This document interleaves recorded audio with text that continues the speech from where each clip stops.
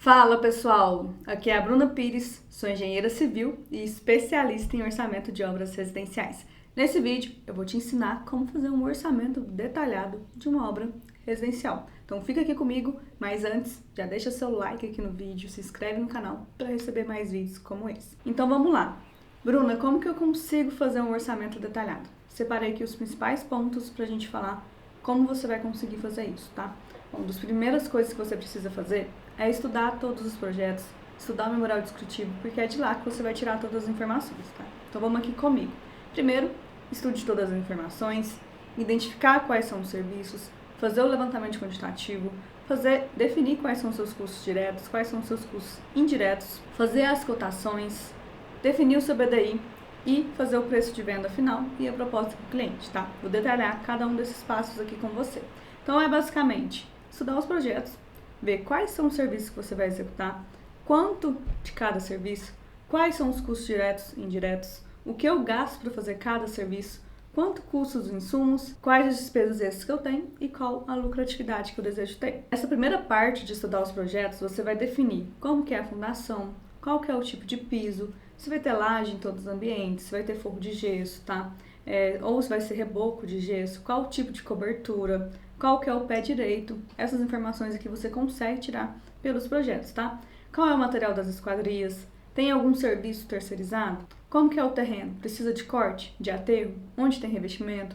Qual revestimento? Qual tipo de pintura? Entre várias outras informações, tá? Então, para você definir quais são os serviços, você precisa se fazer perguntas sobre o projeto, sobre a obra, ok? E quanto maior a quantidade de informações você tiver, menos chance de errar e mais detalhado o seu orçamento vai ficar. E depois de feito o estudo dos projetos, você precisa definir quais são os serviços que vão ser executados, definir a sua EAP, que é a estrutura analítica de projeto. Porque para você ter o custo total da obra, você precisa ter o custo de cada serviço, tá? Eu costumo separar os serviços aqui por ordem cronológica de execução, tá?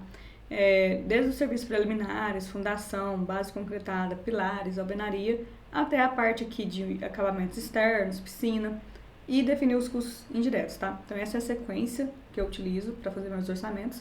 Pode variar, pode ter algum serviço extra que você precisa incluir, ok? Mas você precisa definir esses serviços e, importante, tá? Saber a metodologia que você vai executar cada serviço aqui, porque isso vai influenciar na hora de você criar a sua composição de custo, tá? Na hora de você fazer o seu levantamento quantitativo também. Aqui na parte de levantamento quantitativo, você precisa definir qual que é a unidade de medida de cada serviço que você identificou aqui, ó. Aqui é a laje. Como que eu vou fazer o levantamento quantitativo da laje? Aqui a laje é por metro quadrado. Esquadrias por unidade. Pisos por metro quadrado. Então eu preciso fazer o quantitativo, definir uma unidade de medida para cada serviço. Brocas aqui pode ser em metros linear. Concreto em metros cúbicos. Ferragem em quilo. Alvenaria por metro quadrado, tá? Um portão por unidade. Pode ser uma verba também, tá? Temos essa unidade também no levantamento quantitativo. E depois de definido aqui a unidade de medida de cada serviço, você precisa fazer o levantamento quantitativo de cada um deles. Você vai ver essas informações pelo projeto, de acordo com as dimensões, especificações, características que tem no projeto e no memorial descritivo. Precisa saber fazer cálculo de volume, de área, de quilos de ferragem que vai ter no projeto, entre outros, tá? Então você precisa fazer o levantamento quantitativo. E depois aqui a gente tem os custos diretos, que são as composições de custos unitárias, e você precisa, para essa etapa, igual eu falei, saber a metodologia de execução de cada serviço, tá? É nessa parte aqui que a gente define o que está diretamente ligado à obra, tá? Ao serviço de campo. Esses são os custos diretos. O que são eles? São todos os custos com mão de obra, material e equipamento para realizar um determinado serviço. Trouxe aqui o exemplo aqui do piso, tá? Piso porcelanato. E a gente tem que fazer as composições, criar os coeficientes aqui para uma unidade de um determinado serviço. No caso aqui, o piso porcelanato, 1 metro quadrado, tá? Por isso que é a composição de custo unitária. Então aqui eu relaciono dentro da minha composição toda a mão de obra, material e equipamento que vai ser gasto. No caso aqui do serviço de piso, né? Eu tenho a mão de obra, tenho o piso, tenho a argamassa, tenho o rejunte, tenho o espaçador, tenho o disco de corte. E para cada insumo desse, eu preciso determinar uma unidade de medida. No caso aqui, a mão de obra, vou pagar a minha mão de obra para assentamento do piso em metro quadrado. O piso eu vou comprar por metro quadrado na loja. A argamassa, eu vou colocar no meu orçamento por quilos, tá? Mas vende o saco de 20 quilos. Eu tenho que saber o valor aqui por quilo. O rejunte, é por quilos também, espaçador por unidade, o disco de corte por unidade também, certo? E aqui eu crio o meu coeficiente unitário. Beleza, como que eu crio esse coeficiente unitário aqui? Eu posso pegar de acordo com o fabricante, a forma que eu faço, eu defino o meu coeficiente de acordo com a execução da obra, tá? Como assim, Bruna? Um exemplo aqui, para criar esse coeficiente aqui de argamassa, tá? O que é esse coeficiente aqui? Eu identifiquei que eu gasto 8,25 quilos de argamassa para executar 1 metro quadrado aqui do serviço de piso, tá? Como que eu cheguei nesse coeficiente aqui? Medi na obra, vou colocar valores aqui mais exatos, fica mais fácil de fazer conta. Mas eu fui lá, executei na obra uma determinada quantidade de piso, medi quanto que eu gastei de argamassa e quanto de piso que foi executado.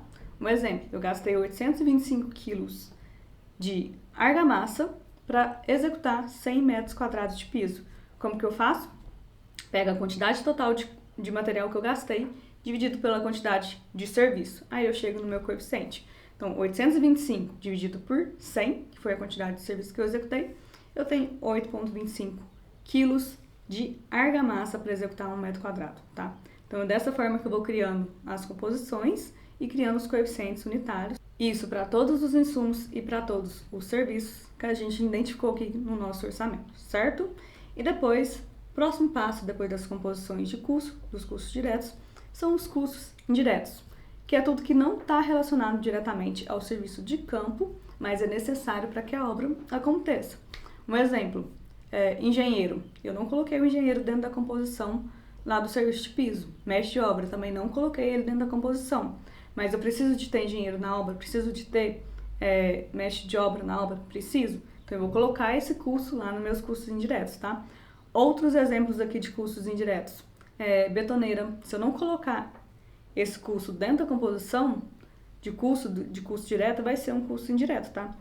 Betoneira, andaime, por exemplo, no reboco, eu gasto mão de obra, argamassa de assentamento, cimento, areia, algum aditivo, cal. Vou ter régua de pedreiro, desempenadeira, bloco de espuma. Vou gastar esses insumos. Só que e vou gastar a betoneira também, tá? Só que a betoneira eu vou colocar lá nos meus custos indiretos, tá? Porque eu não vou gastar a betoneira só para o reboco. Vou gastar ela também para alvenaria, para algum concreto que eu vou fazer na obra. Certo? Então, o que não for custo direto é custo indireto, tá? O importante é que todos os custos estejam relacionados dentro do orçamento, tá? Não esquecer de nenhum item, certo? E tem alguns outros itens aqui que eu separei para vocês, ó. Equipe de administração de obra, igual eu falei, engenheiro, mestre de obra, encarregado, vigia, despesas gerais, conta de água, luz, telefone, equipamentos não discriminados dentro dos custos diretos, né? Que é betoneira, andaime, pode ter algum guincho que vai utilizar na obra, a gente coloca nos custos indiretos também, tá? Então, o importante é contabilizar todos os itens, certo? Depois dos custos indiretos, a gente tem que fazer as cotações, tá? As cotações, elas não é só você pegar e ligar para o fornecedor e pegar o primeiro valor que você encontrar, tá? Tem vários detalhes que você tem que garantir que esteja incluso dentro ali da sua cotação. E além de você garantir que tudo esteja incluso dentro do valor que o fornecedor está te passando, você tem que equalizar as propostas também, tá? Que é pegar no mínimo ali 3 orçamentos, equalizar as propostas, ver se todo mundo está considerando a mesma coisa e escolher o valor ali mediano, que é o do meio, tá? Na hora de você colocar no orçamento. Mas tem alguns custos aqui que você precisa garantir que esteja incluso dentro do custo do material, tá? Por exemplo, o frete, tá? Você tem que definir se vai estar incluso pelo fornecedor. FOB é quando a gente tem que retirar o material lá junto com o fornecedor. E CIF eles colocam na obra. Então, se o frete não for CIF, você tem que considerar o frete no seu orçamento também, tá? Um custo extra aí. Imposto, tem que ver se tem diferença de imposto de ICMS, tá? Se vai ter descarga. Já teve cotação que eu fiz que a descarga de cimento não estava inclusa, então eu tinha que contratar alguém para fazer a descarga de cimento. Me cobrava, se não me engano, era 50 centavos o saco. Então, eu tenho que incluir esse item também, tá? Então, tem que garantir também que a sua cotação tá completa, tá? E tem que ter muita atenção na hora de fazer as cotações, porque os materiais, eles chegam a representar mais de 50% do custo do seu orçamento. Então, tem que ter muita atenção na hora de fazer as cotações aqui, certo? E o BDI aqui, que é o próximo passo, né? Que a gente definir qual que é o lucro que a gente quer ter na obra, mas não é só lucro, tá? Dentro do BDI a gente tem várias outras despesas que a gente precisa utilizar para fazer o cálculo dele. Além do lucro, custos indiretos, impostos, a gente precisa calcular administração central, né, que é o meu custo, o custo do meu escritório, para a gente colocar lá dentro do BDI. A gente precisa também de seguros e garantias e taxa de imprevisto, certo? Então, tem que ter muita atenção também na hora de calcular o BDI. Não pode pegar qualquer BDI ali na internet, que você encontra o BDI do seu amigo, porque cada BDI é único, tá? Não dá pra dar Ctrl+C, Ctrl+V. Beleza? E depois de calculado o BDI, a gente faz o nosso preço de venda e faz a nossa proposta comercial. É onde você vai detalhar todos os serviços que você vai executar. Tem alguns detalhes que eu coloco na proposta comercial para ficar mais detalhado ainda o orçamento, né? Um deles é você colocar o preço, o custo considerado dentro do orçamento de alguns itens importantes do seu orçamento. Bruna, que itens são esses? Quando a gente gera a curva ABC, depois do orçamento pronto, a gente consegue gerar uma curva ABC, que é ordenar os insumos, né? Toda a mão de obra, material e equipamento em ordem decrescente. A gente coloca o valor maior para o menor, tá? Então, os valores maiores que estão ali no topo do meu orçamento são o que vai ter maior impacto no meu orçamento, tá? Geralmente esses itens, eles representam 80% do meu custo, tá? E ficam em 20% dos itens, tá? 80% do meu custo está em 20% dos itens do meu orçamento. E são esses itens que eu vou discriminar, alguns deles, lá na minha proposta de orçamento. Por exemplo, esquadrias, tá? Geralmente está no topo. Então, eu vou colocar ali, valor máximo considerado para esquadrias, 50 mil, tá? Porque caso tenha aumento desse material, o cliente já fica ciente que se aumentar, vai ser ele que vai ter que arcar com esse custo, tá? Marmoraria, valor máximo considerado no orçamento para marmoraria, 20 mil, tá? Eu discrimino também qual foi a pedra que foi considerada, né? Qual foi o mármore considerado e coloco o valor máximo de 20 mil. Se o cliente escolher uma outra pedra ou o preço da pedra aumentar, vai ter aditivo no orçamento, tá? Então é dessa forma que eu consigo fazer um orçamento detalhado. Espero que você tenha gostado desse vídeo. Se você gostou, já curte aqui o vídeo, segue o canal, se inscreve aqui para receber mais vídeos como esse. E eu quero te fazer um convite, quero que você participe do mini curso Orçamento de Obras na Prática, onde eu vou te ensinar muito mais sobre orçamento. Então vai aqui na descrição do vídeo e clica aí no link para saber mais. Até mais, tchau, tchau!